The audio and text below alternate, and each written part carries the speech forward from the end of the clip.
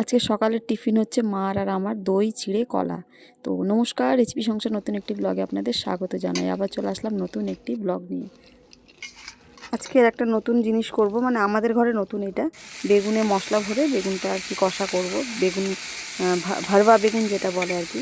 আর এদিকে পুঁই মিটুলি ভেজে নিচ্ছি। আজকের এই পুঁই মিটুলিটাও আমাদের ঘরে ফার্স্ট রান্না হচ্ছে।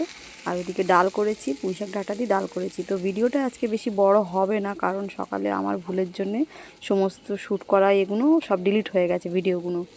তো যাই হোক, আমার রান্নার শেষের দিকে এক্ষুনি ব্লগ থেকে বেরোলাম। আর এদিকে আমার ভারবা বেগুনও তৈরি হয়ে গেছে, যাই মাকে গিয়ে খেতে দিয়ে দিই।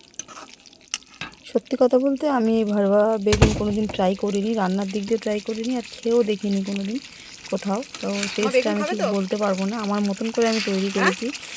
না খেলে বুঝতে পারবো না ভালো মন্দ কী হয়েছে। তো মাকে দিকে খেতে দিয়ে দিচ্ছি। একটুখানি মিষ্টি আচার আছে, আর পাশে একটু পুঁই মিচুলি ভাজা আছে, পুঁই শাক দিয়ে ডাল আছে, আর ভারবা বেগুন একটাই বেগুন দেবো, যেহেতু মা ডাক্তারের বেগুন খাওয়া বারণ আছে। তো মাকে চলুন খেতে দিয়ে দিই।